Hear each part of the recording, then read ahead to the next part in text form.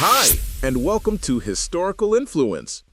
Here, we explore amazing stories of people and events that shaped our history. Join us to learn, discover, and get inspired by the past in a fun and engaging way. Galileo Galilei, 1564 to 1642, was an extraordinary figure, an Italian scientist and scholar whose pioneering work laid the critical foundation for both modern physics and astronomy. Often hailed as the father of modern science, his revolutionary contributions earned him a major role in the scientific revolution. Born in Pisa, Italy on February 15, 1564, Galileo was a polymath, an astronomer, mathematician, physicist, philosopher, and professor. He possessed a prodigious intelligence and drive that pushed him to question the accepted wisdom of his time. Among his many achievements was the construction of an improved telescope. Using this invention, he made pioneering observations of nature that carried long-lasting implications for the study of physics and the cosmos. He was also known for other inventions, including the development of a military compass and an early design for a thermoscope. Yet his greatest scientific passion, his support for the Copernican theory, which advocates a sun-centered solar system, put him directly at odds with powerful authorities. Despite making essential breakthroughs that remain core to scientific thought, Galileo was accused twice of heresy by the Church for his beliefs, ultimately leading him to spend the remaining years of his life under house arrest.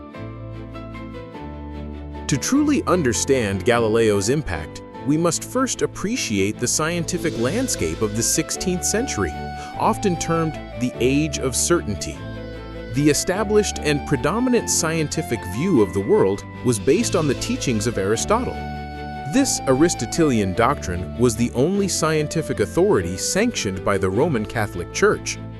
At the heart of this doctrine lay geocentrism, the notion that the Earth was the fixed, motionless center of the universe, and all heavenly bodies revolved around it. This system dictated that the cosmos was split into two distinct regions, the changing, imperfect Earth and the perfect, immutable heavens.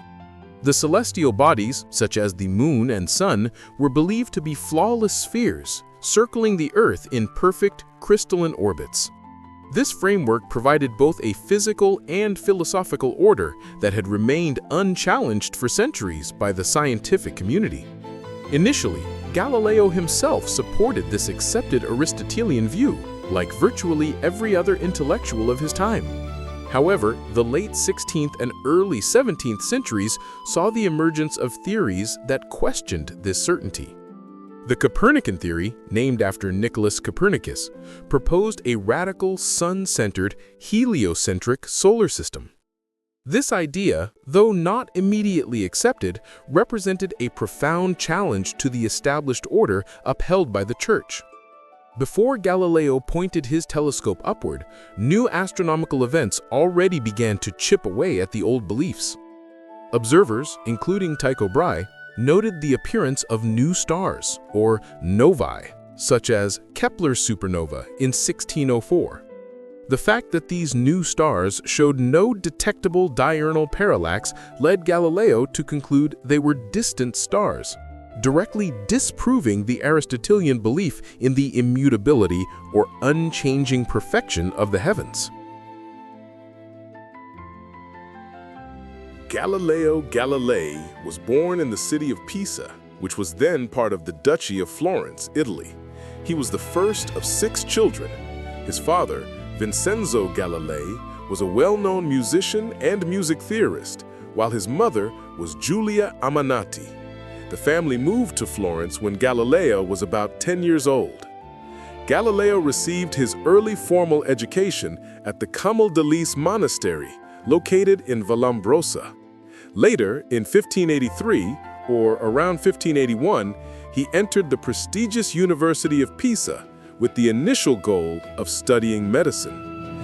Yet despite the path his father urged, as physicians earned higher incomes than mathematicians, Galileo's sharp intelligence and drive led him to swiftly become fascinated by other subjects, particularly mathematics and physics. It was while studying medicine at Pisa in 1581 that he reportedly made an observation that foreshadowed his future work in mechanics. He noticed a swinging chandelier whose arcs varied in size due to air currents. By timing the swings against his own heartbeat, he believed the chandelier took the same amount of time for each oscillation, regardless of the size of the swing. When he returned home, experiments using two pendulums of equal length confirmed his theory that they kept time together.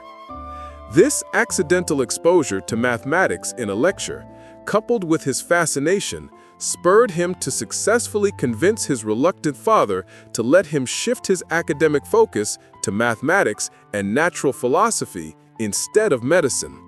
However, due to mounting financial difficulties, Galileo was compelled to leave the university in 1585, unable to complete his degree.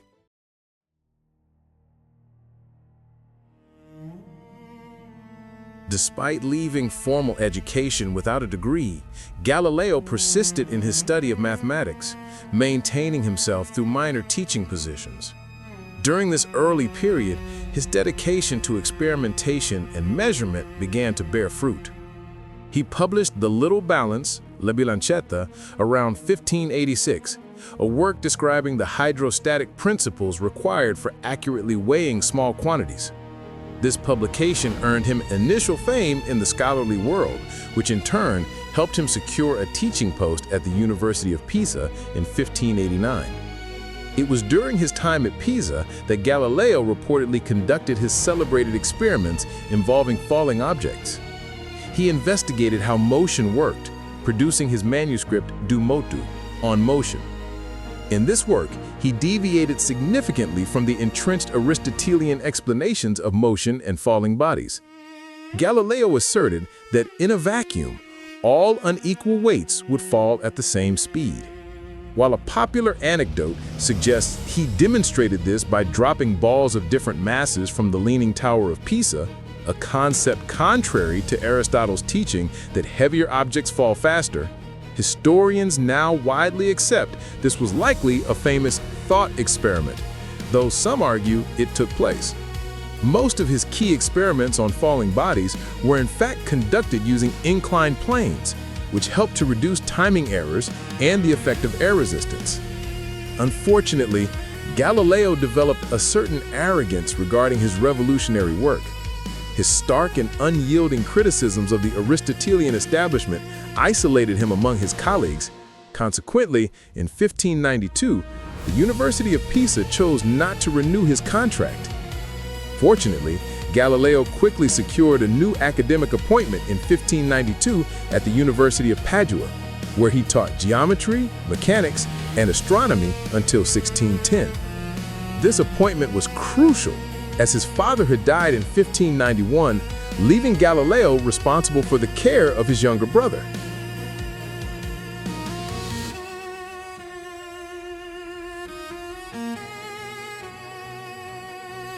Galileo's 18-year tenure at the University of Padua was a period of great personal productivity and public acclaim. His lectures were noted for being engaging and entertaining, which helped him attract large crowds of students and followers, further boosting his fame and strengthening his sense of scientific mission.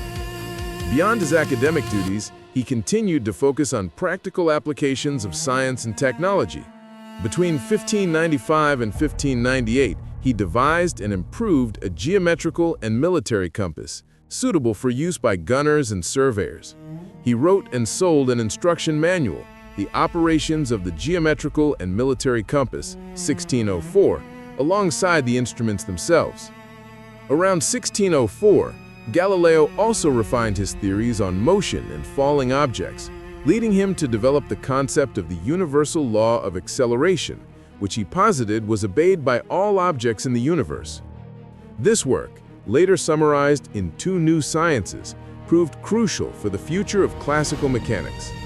He also devised an early glass bulb thermoscope, based on the principle that the density of liquids changes with temperature, a design similar to modern-day thermometers. In his personal life, around 1600, Galileo met Marina Gamba, a Venetian woman who bore him 3 children out of wedlock, 2 daughters, Virginia and Livia, and a son, Vincenzo. Galileo never married Marina, possibly due to financial concerns or a fear that having illegitimate children would damage his social standing. Both daughters later entered a convent near Florence and became nuns, Maria Celeste as Maria Celeste and Livia as Sister Archangela. Maria Celeste maintained contact with and supported her father through correspondence until her death. His son, Vincenzo, was later legitimized and became a successful musician.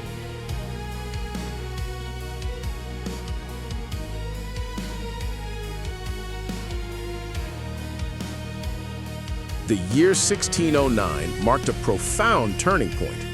In July of that year, Galileo learned about a simple telescope design that had been constructed by Dutch eyeglass makers. Swiftly utilizing his skills in applied science and engineering, Galileo developed his own telescope, greatly improving upon the original Dutch design. He eventually crafted versions offering up to about 30 times magnification. In August 1609, he demonstrated his invention to Venetian merchants. They quickly realized its practical value for navigation and, crucially, for spotting ships at sea. They awarded Galileo a salary to manufacture the instruments. However, Galileo's ambition extended beyond practical technology. In the pivotal fall of 1609, he made the fateful decision to direct his telescope toward the heavens. He was not the first to look through a telescope, but he was the first to realize the full astronomical implications of what he saw. He quickly published his initial discoveries in a short treatise in March 1610 titled The Starry Messenger, Sidereus Nuncius. His observations immediately began to dismantle the rigid Aristotelian doctrines. First, he trained his instrument on the moon.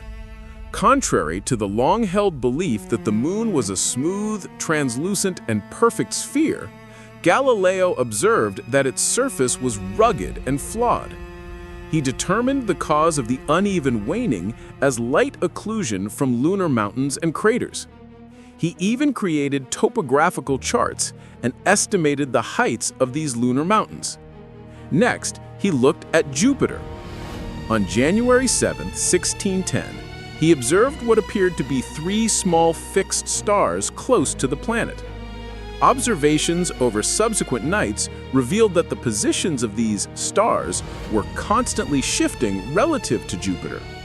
Within a few days, he concluded that these bodies were in fact orbiting Jupiter itself. He soon discovered a 4th satellite. He named this group of 4 the Medicean stars, now known as the Galilean satellites, Io, Europa, Ganymede, and Callisto. This observation proved that not all heavenly bodies revolved around Earth, directly contradicting geocentric cosmology. Furthermore, by September 1610, Galileo observed that Venus displayed a full set of phases much like the moon. The traditional geocentric model could not account for all these phases. However, Copernicus's heliocentric model required Venus to orbit the Sun, allowing it to show crescent, gibbous, and full phases from Earth. This discovery offered powerful evidence supporting the Sun-centered system.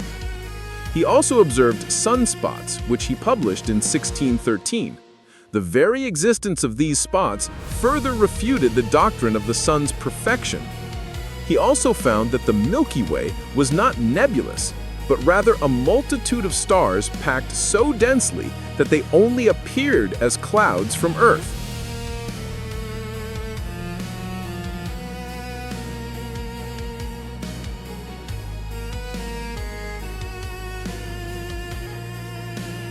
Galileo's growing body of telescopic evidence led him to openly and passionately support the Copernican theory. This support, however, directly challenged the entrenched Aristotelian doctrine and the established order upheld by the Catholic Church. The tension escalated in 1613. Galileo wrote a letter to his student, Benedetto Castelli, explaining that Copernican theory did not inherently contradict biblical passages. Galileo argued that Scripture was written from an earthly perspective, suggesting that science could provide a different and more accurate perspective on physical reality. This letter was soon made public. Inquisition consultants, viewing the attempt to reinterpret Scripture as dangerously similar to Protestantism, pronounced the Copernican theory heretical. The Roman Inquisition had already begun investigating Galileo's activities since at least 1611. In February 1616, an inquisitorial commission formally declared heliocentrism to be foolish and absurd in philosophy, and formally heretical since it explicitly contradicts in many places the sense of Holy Scripture. That same year, the Church officially placed Copernicus's book, De Revolutionibus, on the list of banned books. On February 26, 1616, Cardinal Bellarmine, acting under instruction from Pope Paul V, summoned Galileo.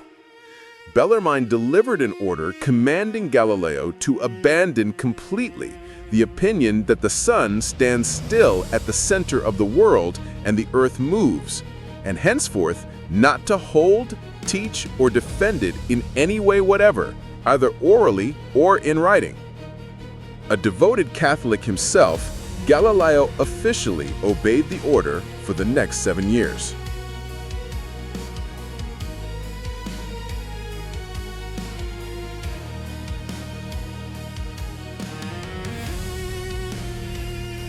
A change in fortune occurred in 1623 when Cardinal Maffeo Barberini, a personal friend and admirer of Galileo, was elected to the papacy as Pope Urban VIII. The new pope encouraged Galileo to resume his work on astronomy, even granting him permission to publish his ideas. However, this permission came with the strict condition: the work had to be objective and could not openly advocate for the forbidden Copernican theory. Inspired by this encouragement and seeking to explain his cosmology, Galileo published Dialogue Concerning the Two Chief World Systems in 1632. The book took the form of a discussion among three characters: Salviati, who advocates for Copernicus's heliocentric theory; Simplicio, who argues against it, defending the Aristotelian geocentric view; and Sagredo, who remains impartial. Galileo officially claimed that the dialogue was neutral, adhering to the Pope's requirement, but in reality, it was anything but. The advocate of the Aristotelian geocentric belief, Simplicio, was written to come across as a simpleton, frequently getting tangled in his own flawed arguments. Furthermore, the name Simplicio itself carries the secondary connotation of simpleton in Italian. This literary device, whether intentionally malicious or not, fooled no one. It appeared to be a clear and forceful defense of Copernicanism. Pope Urban VIII, already preoccupied with court intrigues and fearful for his own life, did not take the public ridicule lightly. By featuring the Pope's own arguments in the mouth of the character Simplicio, Galileo alienated one of his most powerful supporters. The Church's reaction was immediate and decisive. Galileo was summoned to Rome to stand trial before the Roman Inquisition in September 1632.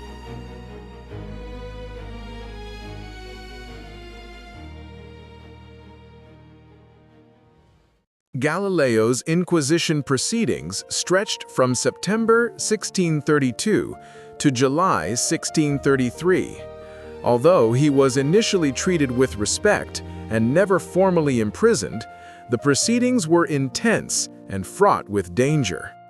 Galileo initially denied that he had advocated heliocentrism since the 1616 order, maintaining he had faithfully kept his promise. However, as the trial progressed, he was eventually persuaded to admit that his dialogue, contrary to his true intentions, might have given readers the impression that it was a defense of the Copernican position. In a desperate, final effort to force a complete confession, Galileo was threatened with torture. Under this immense pressure, he finally admitted that he had supported the Copernican theory. Yet, even in his admission, he held privately that his statements were scientifically correct. On June 22, 1633, the Inquisition delivered its sentence. Galileo was convicted of vehement suspicion of heresy. He was required to publicly abjure and curse and detest those prohibited opinions concerning the Earth's motion. Furthermore, he was sentenced to formal imprisonment, although this punishment was immediately commuted. Instead, he was ordered to spend the remainder of his life under house arrest. As part of the penalty, his dialogue was officially banned, and he was forbidden from publishing any of his works, including any he might produce in the future.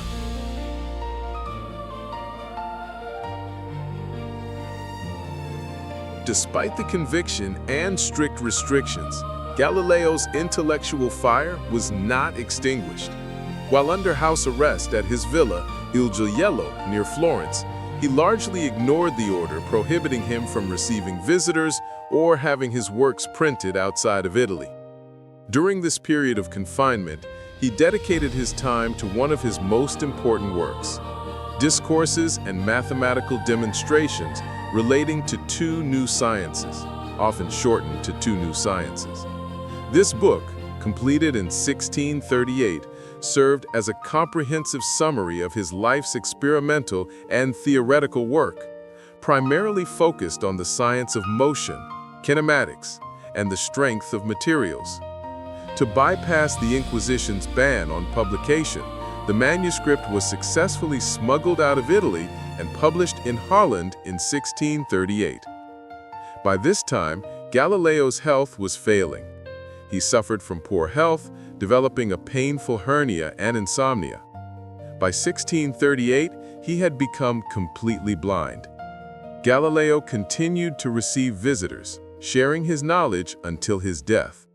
He died on January 8, 1642, in Arcetri, near Florence, after suffering from a fever and heart palpitations.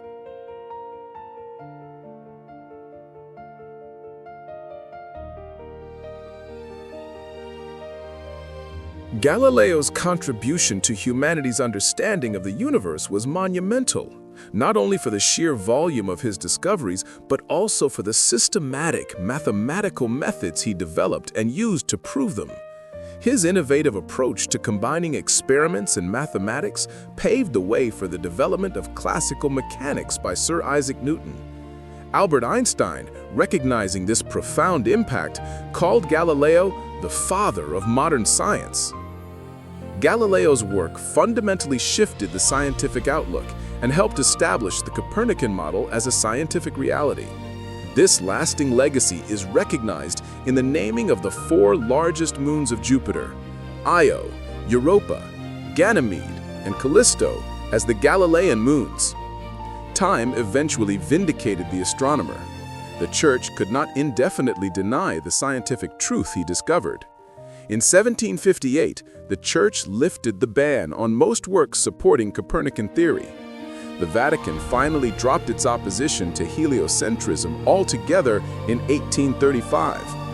In 1992, Pope John Paul II formally expressed regret concerning how the Church had handled the Galileo affair. Galileo remains an enduring symbol of scientific courage and critical thinking.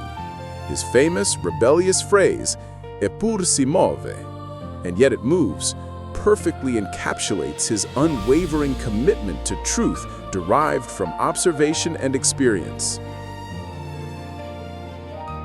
Share your thoughts in the comments, and don't forget to subscribe for more stories that shaped our world.